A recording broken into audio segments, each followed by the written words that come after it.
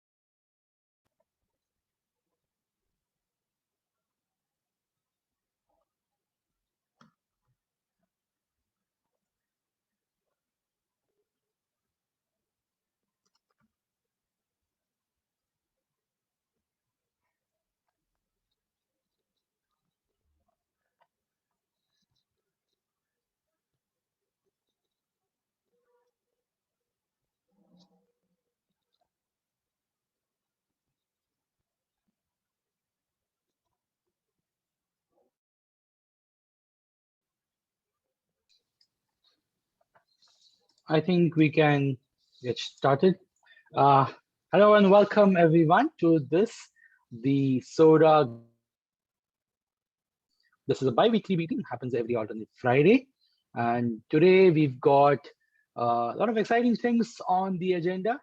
First and foremost being Soda Code. Soda Code 2022 is finally here, and we have a lot of interesting information. The projects have been added, the dates have already been announced, and we'll be giving more information on that.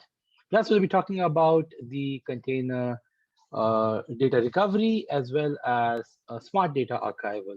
So without further ado, I think Sanil, over to you. Let's hear about Soda Code 2022. Oh, okay. I think you are able to hear me? Yes, I can, sir. Yes, yes.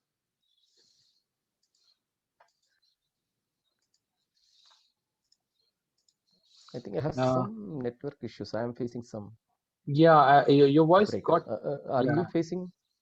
No, no, no. I can hear you, but in between there was a silence from your end just now. Oh, okay, okay. I think there is some issue. Let But me now just. you're okay. Now you're okay. Now I am okay. Yes, yes, yes. Okay. So I think there are many people, I think especially students join today. I think Yes. so. Anvid, you want to introduce about the community meeting to them? I think Yeah, otherwise they'll yeah, one yeah, of yeah. these things they join. I think they can regularly join Yeah. and Let me gain let a me lot. do that. Yeah, let me do that. Yeah. Okay, so hello everyone. My name is Anvit KS. I'm one of the community members, also the developers and maintainer at the Soda Foundation on the Soda projects. But more importantly, what you're here for is the Soda Foundation Global Community Meeting. Now, this meeting happens every other Friday, as I mentioned earlier. It's more of a regular sync ups where we discuss all the project information, all the happenings in the Soda Foundation, in the Soda community, and also about any other, say, events coming up, or if there's some release coming up, of just general discussions about what are the use cases. All of that can happen in this community meeting. So mostly it's about the technical and ecosystem related aspects that we discuss with all the community members. It's free, it's open to all, and we discuss everything right from design, development progress, issues, and also any ideas in this meeting. We also discuss Sora events and ecosystem across the globe, where our community can get involved, which means you can get involved and also grow. So if you have any ideas, if you are interested in, say, joining any meetings or any kind of events, this is the meeting that you should attend. Like I said, this happens every alternate Friday. So it's on 28th today. So not the next, but the next Friday after that. In case of, say, international holidays or some sort of breaks, we always announce in advance whether the meeting is getting cancelled or postponed. But most of the times we have it either way. So in a nutshell, this is the meeting where we discuss all the goings on in the Soda community, right from technical details, right up to the ecosystem, and right up to how to grow the community. So welcome to the Soda Global Community Meeting. And that's pretty much the introduction, Saran. Over to you. If you want to add anything else. Yeah, I think that's good. You're able to hear me, right? I'm Yes, still yes, facing yes. some issues in the network. You're clear right now, Okay. and everything is cool. Okay. I hope it will be clear for some time at least. Sure. Okay. So yeah, once again, welcome, and I'll just take a few minutes to discuss about Soda Code. And one request to all of you who joined today newly, I think Anvita has already described about this meeting. This is only once in 2 weeks, and every alternate Friday, uh, where we discuss and sync up. And this meeting can be one of the channels through which you can contribute to this community and get to know about more about open source and work with us. Okay, so today I'm going to introduce about Soda Code, the hackathon event. Some of you might have already participated in one of our uh, uh, mini hackathon, I would say, as a part of Open Source India conference. The Soda Code is one of the flagship event which we are starting from this year for developer community mainly. I'll just share my screen. You're able to see my desktop? Yes, Saran. Okay. So if you go to Soda Foundation website also, you can reach to this event. So we have a banner in the landing page itself, and so this time we are collaborating with the Linux Foundation, and the event is already announced in the Linux Foundation page as well. So whenever you hit this banner, it will go to Linux Foundation itself. So this is a bigger visible event this time, and we call it as Data and Storage Hackathon. The hackathon, the final event will be a conference on 2 days, May 25th and 26th, 2022.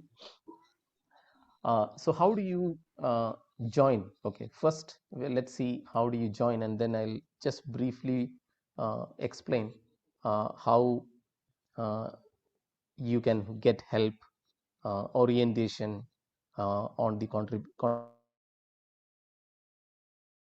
contributions, etc.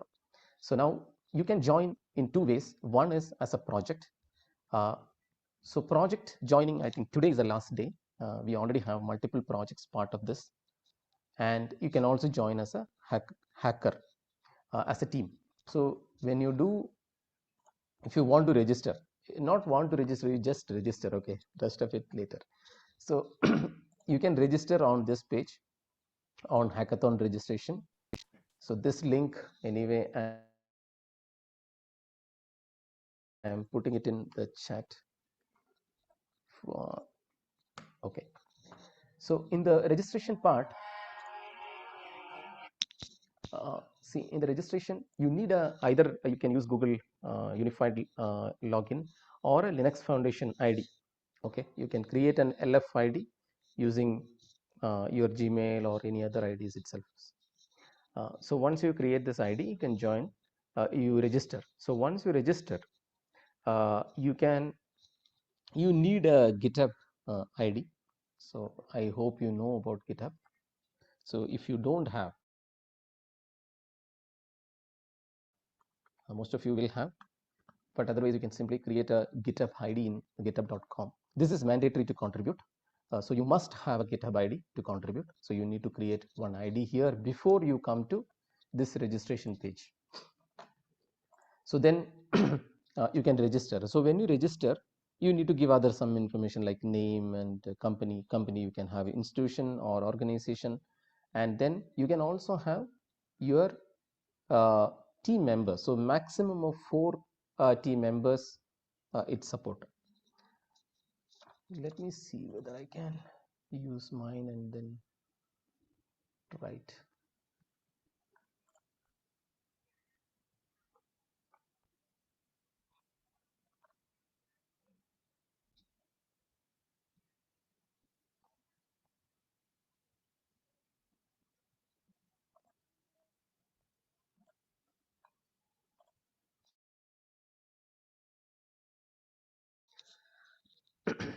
Okay, so let me just try to register.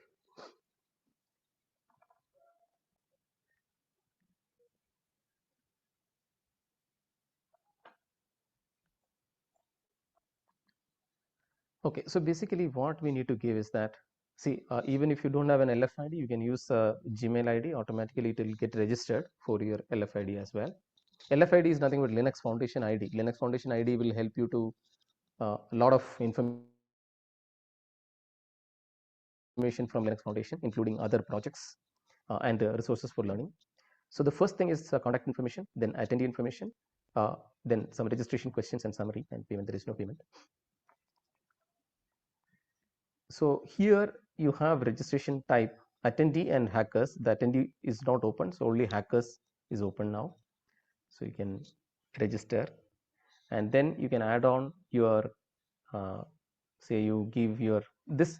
If you have an LF ID, the automatically filled. Okay, some of the information will be get filled automatically.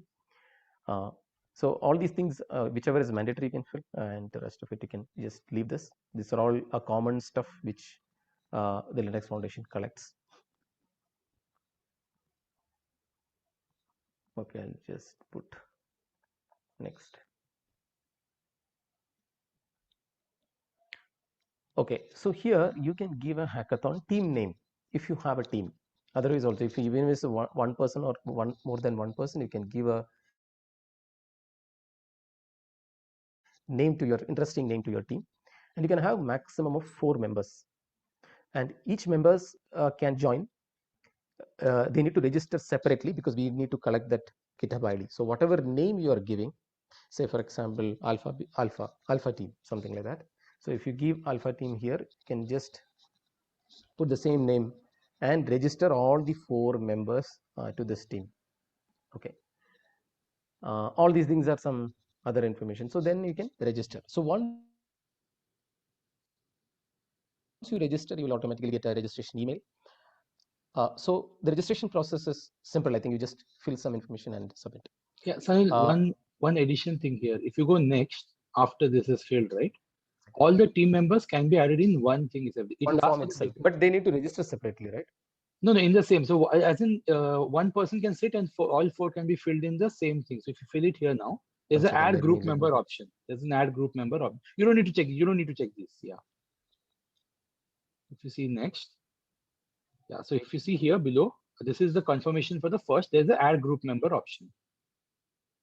Oh, here, this one, right? Yes, yes. So if you are say 2 or 3 or 4, you can just say add group member and it will ask you Oh, again. again it will come. Okay, okay. The Yes. same, so Yeah, separate and once you registration, but in the same one go you can do. correct. And towards the end of this form, you will see there will be 2 collapsible boxes. One will be the first person, second will be the second person. You can expand to see the details of that person. Then you can do add group member. Yes. Okay. So at the end, you'll have 4 accordions with 4. When I say accordions, these are those collapsible data objects, which will have the data for both and all towards the end. And then you can register all of them together. So it will be one. Good. That's good. So, so if you want to add the, one go, you can register all 4 members. Not necessary that you need to have 4 members. If you don't want to add any member, you can self also That you is can do. that is correct. That is correct. 1, 2, 3, and 4 max. So you can register with their email ID, and I could not see the GitHub ID. It's in the next form. It's in the next form. In the attendee information, it was pre-filled for you. That's why you didn't see it. Okay. So the GitHub ID is mandatory. So you need to You can fill put my the name and GitHub email. ID. It will pick up. You can put my name and email address. It will pick up Anvit KS. Yeah. And you can just put anvit3@gmail.com. Because I am already a LFID member, anvit3@gmail.com. So it will pick up my details also over there. That's one thing. If you have a LFID, it will automatically pick the details. So you see, it need not be filled. Here below, it takes up automatically. If you scroll down. This one. Yeah, that's the one. Yeah, this is picked up automatically from my LF information. And Yeah, if you go ahead. If you don't have any information, you can just put any not available. Yeah, that's also okay. GitLab is another type of version control. So you please take GitHub because all our projects are in GitHub. Okay, and you can put other things like Amit mentioned any and then submit. So once you register, how do you start contributing? The contribution window, it will have some time. Okay, so if you see here, let's see the dates.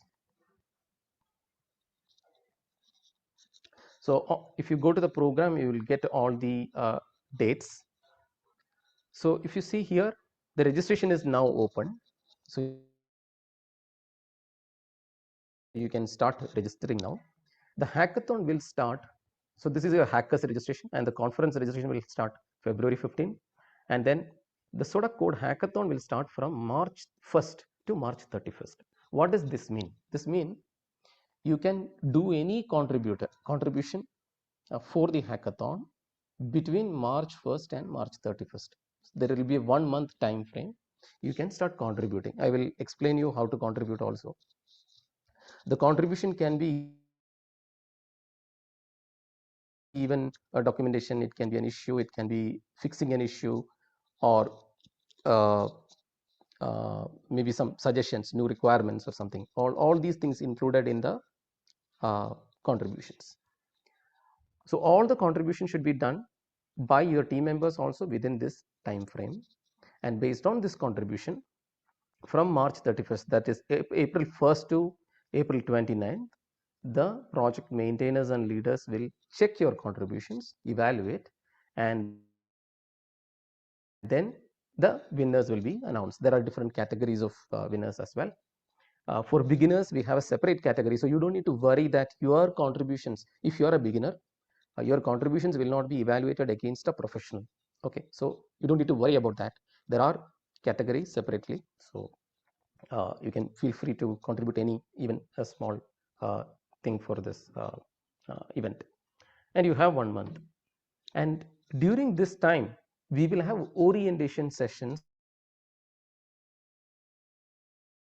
to all the registered members. So registration is most important. So once you register, you will be listed in our registered hackers, and then all the registered hackers, we will have orientation sessions, that how really you can contribute more than what I am going to tell today.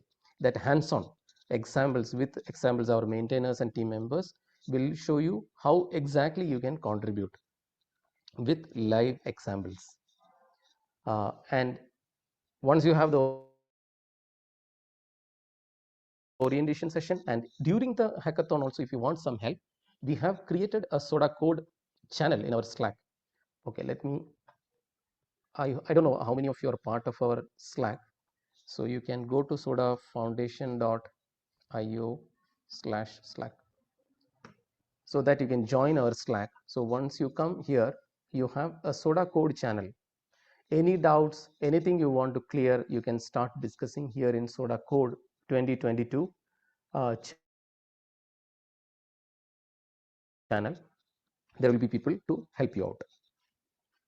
Okay, now we come back to this this part. So once you contribute, again evaluation, and then winners will be announced. And also this 25th and 26th, what we are planning is that whoever is winners or some promising contributions, we invite them to speak. So you will get an opportunity to talk in the conference in front of, I think this is happening globally.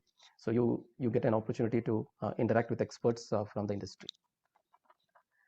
Now, unlike the previous mini hackathon, we have multiple projects in this event.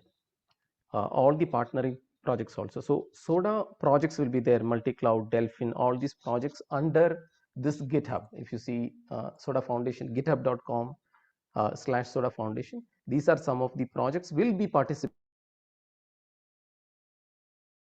It's already there in our participating projects. Other than that, there are other projects from the industry also joined in this event. So like Configurator is a Kubernetes configuration project. It's a Cortex. This is by Seagate. KubeEdge is a CNCF project for edge computing. Kube-fledged. LinStore, Yusuf is there. He's a lead for LinStore from Linbit. OpenEBS from Maya Data, and storage benchmarking project. So these are some of the projects already joined, and we also got one or two more requests. Those projects also will get added here. All these projects, any of these projects, you can start contributing. How do you contribute? Because if you go to any project, say for example Delphin is part of this project, what we are going to do is that once the contribution window starts, you will start finding issues here with a label Soda Code 2022. So whichever issues are marked Soda Code 2022, you can start contributing. Okay, how to contribute? We will have a detailed session, but this is a window wherein you will find where to contribute. So you can go to the respective projects, go to issues. There will be projects labeled by Soda Code 2022. Incidentally, one of our partnering project already created a sample issue. Say if you go to Cortex project, Seagate Cortex project, they have already created Soda Code 2022 for a create installation guide, a Cortex on VirtualBox. So this does not need any coding as such. What you need to do is that you just need to take Cortex, try on a VirtualBox, steps will be mentioned, and then you just create a document. This is also a contribution. So similarly, there will be simple, medium level, and maybe a programming level. All types of issues will be available, and you can use those issues to contribute. Okay, so the first step is that you create a GitHub ID. If you don't have, then register for hackathon and then join our Slack channel. This much if you do, I mean, you're on your own. I think we will be helping out to how to contribute and so on and so forth. And during the registration also, if you have any doubts, you can contact any of us in the Slack channel. So if you join the Slack channel, you have a communication with us established. So please join the Slack so that you can communicate with us. So even the registration problems, if you face some issues, we will help you out. Okay, so if any questions, I'll take some questions. Yeah, so Sunil, a few questions actually I got during some of the interaction like that.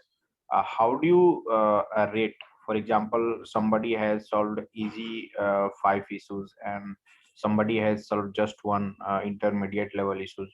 So is there any parameter to evaluate and all? Yes. So each question, each issue will have some kind of level. Some cases we are just thinking that whether to put the level in the problem itself. We'll try to do that. So we in that case, you will come to know, say for example, if it is a priority like say a low, medium, high, or simple, complex, or more complex kind of a tag, if you there in the question issue, right? Say for example, if you go to this issue, there is a label soda code 2022. Maybe there will be one more tag, easy, medium, tough, something like that. So easy means comparatively low points, and medium and so on. The backend, the point, it may not be visible to you, but the project maintainers will evaluate accordingly. Suppose you have solved say 3 easy ones, and maybe one medium, and there are other guys maybe who contributed to 3 tough questions or other tough issues. Probably the evaluation points will be more for them. Did I answer, Praveen? Right. So basically, we won't means there will be no score type of things, but maintainer will evaluate internally and they will decide. Right. Correct. See, backend, there will be some guideline for each of the issues. It may or may not be visible outside in the initial phase. Okay.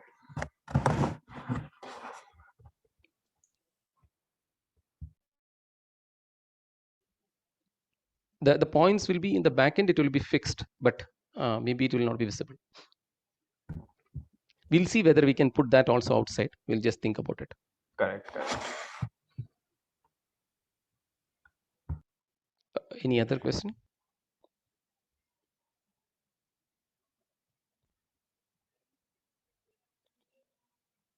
So from the student side, whoever joined, I think you have any questions, either you can send in chat, or you can just unmute and One more question. talk. Even if you have Yeah, I had question like yeah, in a team, let's say it comprises of 5 members, considered for evaluation for this hackathon. yeah, okay. So maximum is 4 members. So your question is that how the evaluation will happen if 4 members are there, right? Yeah. Yeah. So in that case, the total score of the team is what is considered for the winners. See, there will be multiple categories. There can be team winners if it is there are individual prizes. If it is individual prizes, suppose I am part of your team, okay. So the best team will be awarded, and then when you calculate on the team winning aspect, the total evaluation score of that team will be considered. If it is an individual kind of winner is announced, then my contribution alone will be considered. Okay, got it. Like there are both the categories you mentioned. We are also trying to add more prizes. Maybe we will have some sponsors, more prizes. There are some fixed prizes which is already announced in the website, but other than that, we are also adding more prizes to encourage. And time to time, we'll be announcing that. And then one more thing is that the evaluation will be across the project. So not necessary that one project you need to contribute. You can contribute to any project, and every project contribution, the evaluation will be considered. So suppose you contribute to one for this Cortex project and another for Delphin, say this project, Delphin project, both will be considered under your GitHub ID. So whatever contributions you do for any issues labeled Soda Code 2022 will be considered for evaluation within that time.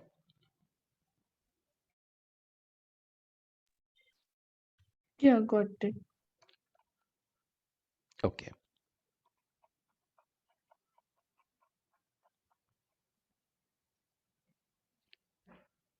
Any other question? I think I see a lot of students today. You have any doubts or you are good to register? I hope you can register right away. Join the Slack and you can register right away.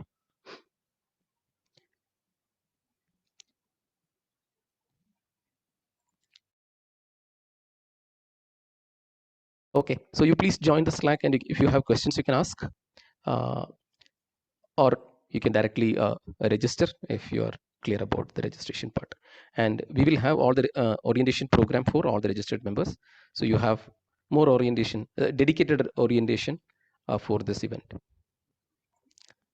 Okay, yeah. If there is no questions, I think I'm done. And with back to you.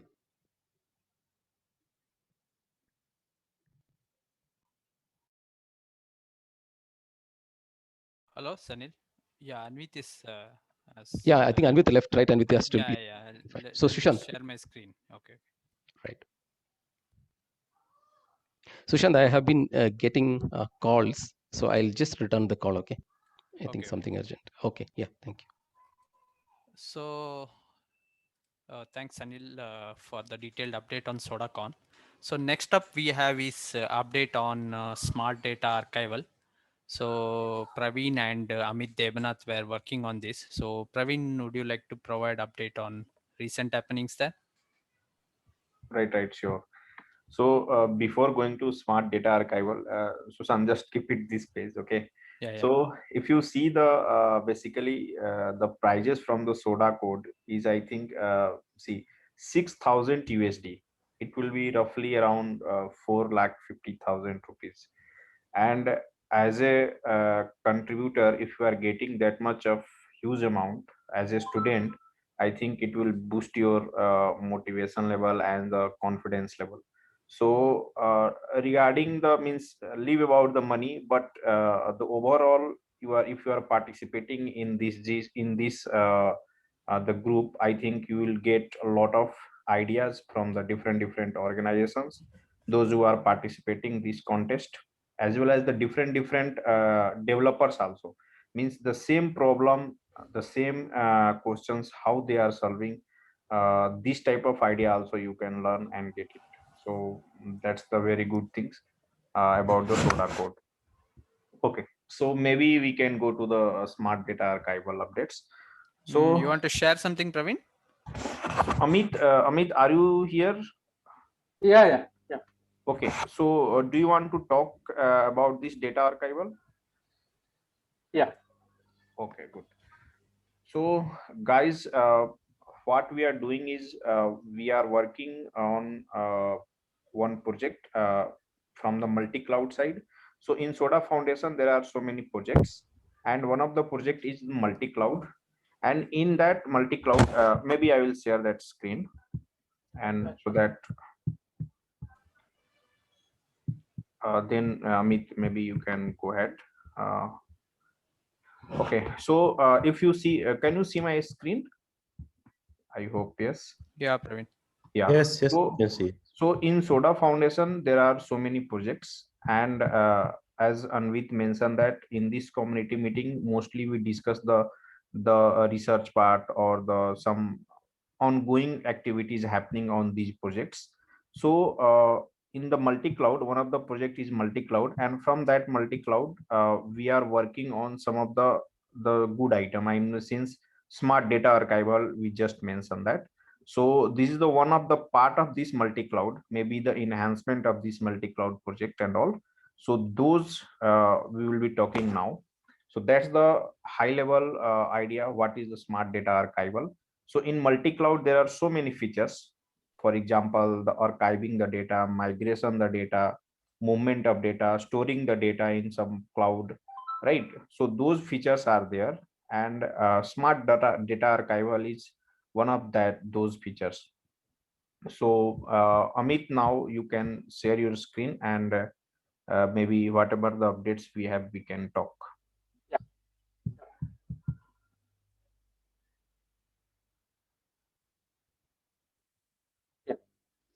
Now the what is smart data archival? That is like we are enhancing the multi-cloud functionality. So multi-cloud already has the archival features, so we can actually archive the data from like high cost tier to low cost tier. Now what we are doing, but that is like only uh, individual cloud provider we can do it using the lifecycle rules and all. So what we are doing is like from any backend to any backend we can actually archive it. So that way, so we have a like interoperability thing. So the left side is the new block diagram, and the right side is the existing multi-cloud whatever component we'll be using. So what we are trying to do is here is like based on some catalog and profile will actually like uh, uh, will archive the data. So now what is profile and catalog? So profile is like we are creating, if you say I have that so top level it is a API. So API layer will create the profiles and the catalogs. So write, read, update, all these things. So I'll come to the profile. So profile is like it will actually contain the multi-cloud backends. So like we can have so the multi-cloud backends are already present. So we actually create one profile to represent one backend, you can say. So we will attach some of the parameters like name. So this is the backend. Then what is the type, Azure, AWS, or GCP, or if it is a like what is the storage tier, what is the priority. So and the transfer type. It is a source profile or destination profile. So priority is like if we have a rule where uh, uh, no profile is defined, then like based on the priority, it will actually archive to that profile whose priority is more. Yeah, and the catalog is like a set of rules where like we can let's say we want to archive all the data like if it is a old 1 month old files to one of the backend, so we can create one rule there. So in that case, like we have this id catalog name, this is a name. Type is like what is the metadata type, so this can be file name, size, file type, creation time, all these things. So and this is a comparison type, if it is equal, substring, greater than, less than, those kind of things.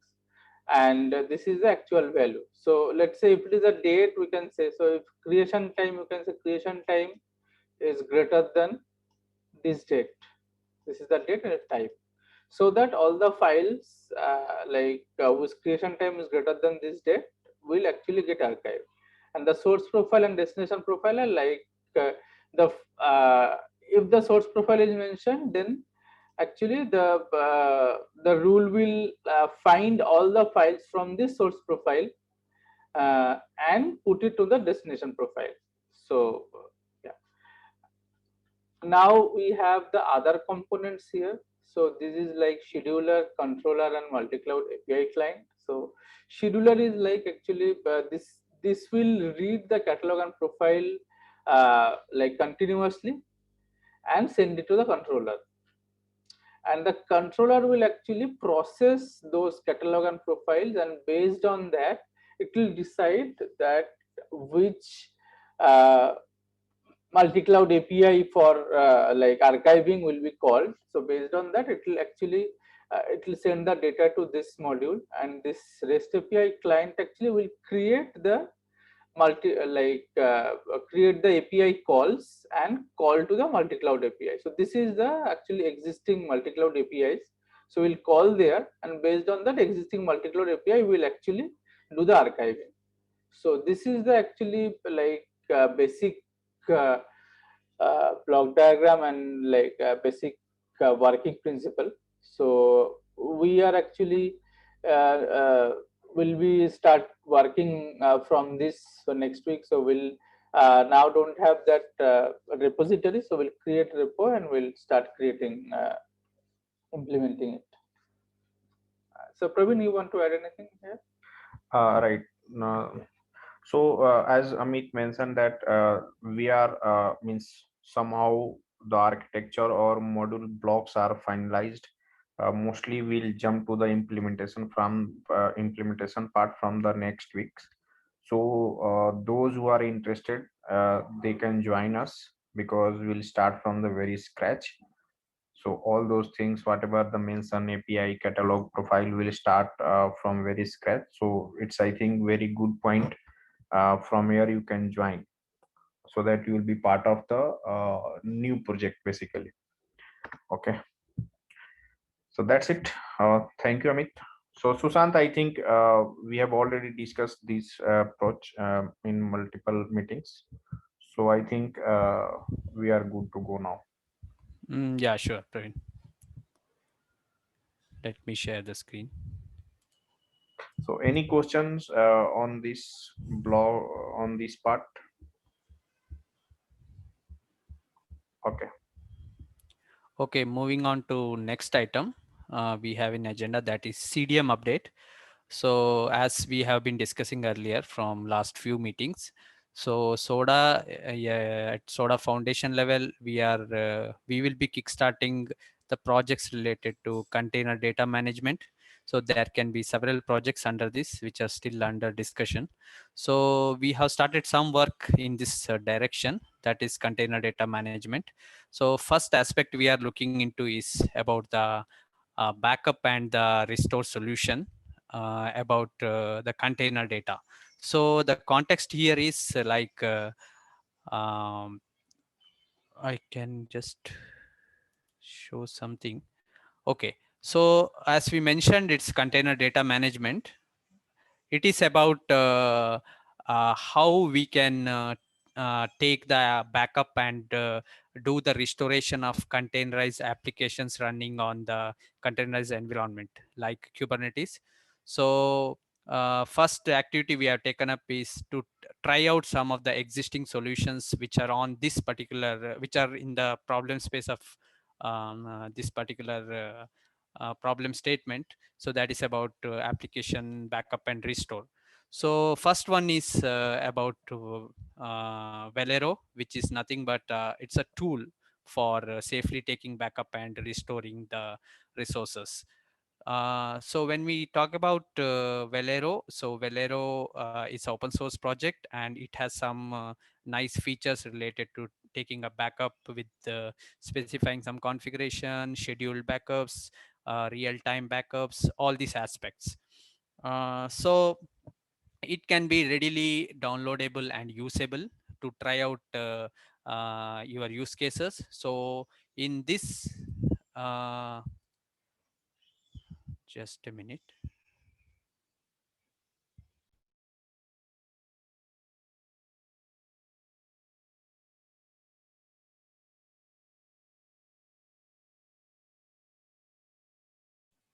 Hello, am I audible? Yes, Sushant. Yeah. Okay, so I was mentioning about the project Velero, which is open source project from VMware, and it helps in solving some of the basic use cases of backup and restore. So our first experiment was to take the Velero project, use it in a typical Kubernetes environment with some typical applications, and see how it works out. So when we, let me just expand it. So this is how the use case will look like. We have a Kubernetes cluster with certain application spots running, with which are spanned across multiple nodes, and we have a Velero which is installed as a deployment. So Velero is deployed on the cluster, and we also have configured certain backup stores where we expect the backup which has to be used during our backup and restore process. And also we have a Velero client through which we direct or we instruct the backup and restore application operations. So this is the typical deployment scenario, which is nothing but Velero is just like deployed as a tool on the Kubernetes cluster. So with Velero, we have certain ways of deploying Velero. So first one is we have deployed Velero with Restic and Minio. So I will brief on what they are. So what we have is, I will briefly take you through this document and probably will share it later for everybody's understanding. So we have a typical Kubernetes cluster, which can be one way to deploy it easily is through kind, whereas you can have different ways of having your own cluster. And this is nothing but a Minio. Minio is used as a backup store in our case. That means whenever we talk about the backup and restore scenario, so somewhere the information need to be kept regarding the backup and from where it can be retrieved. So Minio is a S3 compatible store. So Minio is readily available in as a Docker image, or it can be also deployed and built. So in any way, we can bring up Minio locally or remotely, and that means the store is up and running for you. So once that is up and running, so this is how the Minio store will look like. It is like any S3 compatible backend, I mean store. So where you will be creating some buckets and place moving the data there. And when you install Velero, uh, with all these things in place, so we have a Velero client command to install Velero. So where you can provide the provider of your choice. That means here we have used AWS. It can be any other providers. So Velero gives a list of providers with which through which we can select. And we also provide where exactly to be where exactly the bucket is placed, and the name of the bucket, and some secret information to access the backend, and also some of the URLs. Like these are all used when we are operating on backup and restore scenarios. So this is one typical installation of Velero. And here I have given the option use Restic. That means now I will come back to when such things will come into picture. Okay. So we have already seen the deployment. Now when we talk about backup and restore, there are different aspects or the candidates which come into picture which need a backup and restore. Like if you when we see a Kubernetes environment, there are a lot of Kubernetes resources and the applications and the application configurations, as well as those applications might be using some volumes. So those volumes also need to be backed up when we talk about application backup. So these are the things that come into picture. So we have a metadata backup, and second one is mainly the volume backup. So for we have different options to take care of backing up these things. For when we talk about metadata, so metadata in our example, we put the metadata in a S3 compatible store, which is Minio. And for keeping the volume or backing up volume, we have different options. So one of the option in our use case one is to use Restic. Means Restic helps us in taking the persistent volume backup, which is used persistent volumes which need to be backed up. That means the metadata will be backed up through Minio, and the volumes will be backed up with the help of Restic. And we will be providing some information about where this has to be backed up. So when after these configurations, the typical use case we have is probably that will help you to understand what we are trying to do with this use case. So what we'll be doing is we will be creating an application in namespace. That means we have a application running with the volume, its volume requirements. So if you display the namespace, we can see all the things that are belonging to that applications. Then we take a backup of that applications. We will provide namespace. We will provide which are the namespaces to be included. In this use case, the applications are running in a namespace called new. So we will take a backup of this namespace. That means this entire application is backed up now. And Velero provides some commands to view all those things, like details of what happened with your backup operations. Is there any errors? What is the status of backing up process? Once they are done, we will be able to see some objects backed up at the menu. Like I mentioned, the metadata, like what are the volumes, what are the configuration files, other service accounts, what and all are related to that application. Everything, all the metadata can be seen here. And the use case here is we can delete the namespace, and that means we are relying on backed up data to come back again. So we can delete the namespace and we can bring back that namespace again, and we expect the application will come back. So this is one use case where we are deleting the namespace and restoring it back. The another use case can be like from the backed up object, we can bring up a new namespace and bring up this application in another namespace. That means you can stop an application. We can take a backup of an application at state one, and the application state might have changed now, but you want to start this application newly at a particular from a particular point, that is stage one. So that also can be achieved through Velero. So this is the typical Velero use case, and but Velero provides a lot of options with respect to filtering of our requirement. Like it can be namespace based, it can be label based. You can include include the namespaces of your choice. You can exclude them, whichever you are not interested in backing up. All these flexibilities are provided with Velero. And this is one way of deploying Velero, wherein we use the rest stick to take the volume backup, and the metadata backup is taken through the S3 compatible Minio store, and the same thing is used while restoring.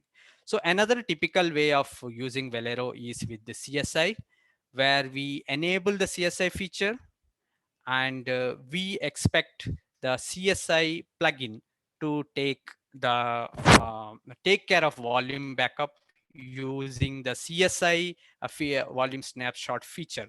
That means you have a volume which is backed up by a CSI driver. The driver can be anything like NetApp, IBM, or anything. And whenever we ask Velero to take a backup, so Velero will invoke the respective drivers to take care of this. The responsibility lies with the respective driver. So respective driver with their CSI snapshot feature will take the backup. So this is two use cases with Velero. One is with CSI, another one is without CSI and with Restic. So this is the initial experiment we have done with respect to backup and restore.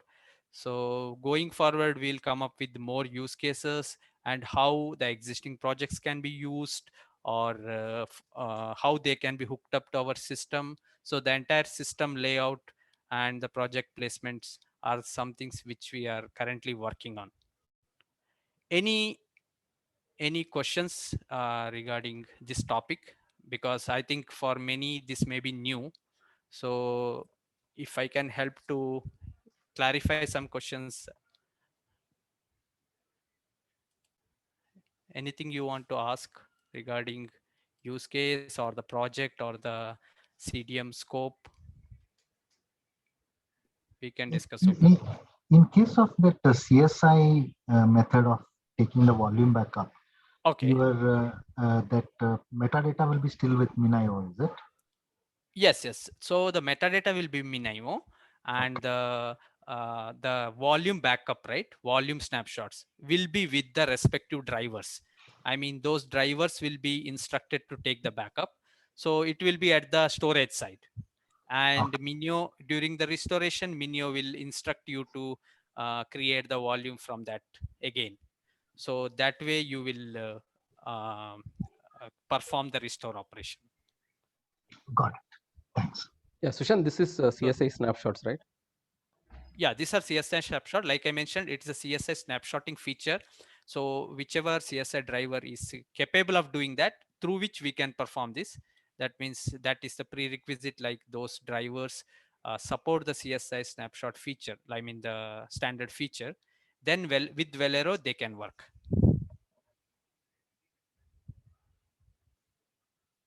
So we can see here in case of plugin, we have given two plugins. This is Velero for CSI. So what we are doing is we are using a Velero CSI plugin for the volume snapshotting part, and this is for the metadata.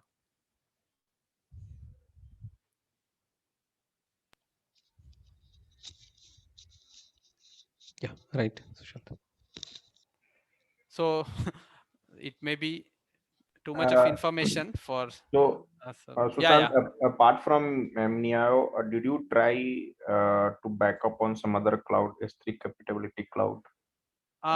No, Yes. actually, but that shouldn't be an issue. But based on our environmental restrictions and where we wanted to connect to storage, then all those things in place, right? So we could not test all of them together with the cloud-based as well as the actual storage.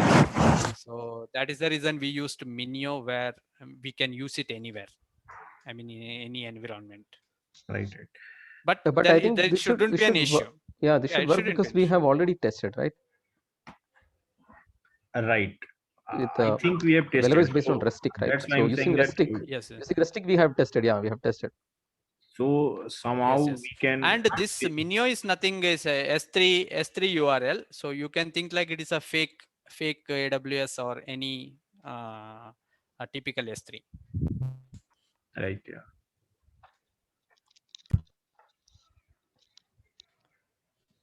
Yeah, Sanil, maybe we can update something on what next on CDM for the interest of people.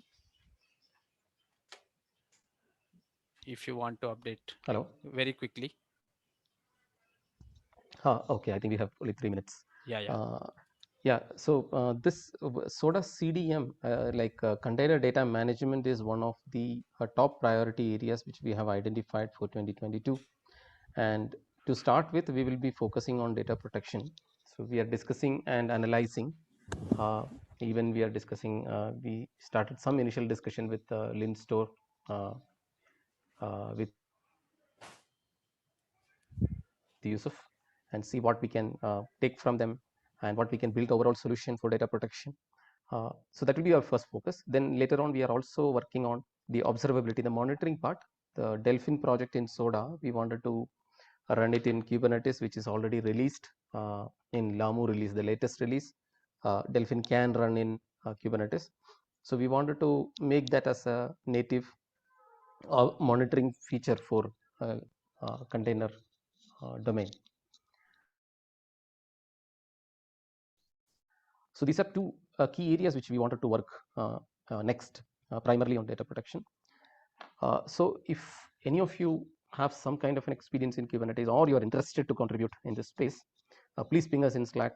So we will have some separate channels soon for a data management aspect, container data management aspect. It's a very good area and a growing technology, area. So if you're interested or you have some expertise, please feel free to ping us. We will group together and start work. You can also join on these activities from the beginning. Yeah, right. Even from the KTS front, this is one area where KTS is also trying to plug in some gaps and adding some enhancements. So in that aspect also, it will be a good area to interact with what happenings of Kubernetes as well as utilizing those features. Right. I think that's an important point. We will be collaborating with the CSI and the Kubernetes community in this regard. So you'll get that kind of an exposure as well. Okay. Any questions to Sushant, or any general questions, any doubts? Yusuf, you unmuted. Yusuf, are you talking? No, I'm listening. Oh,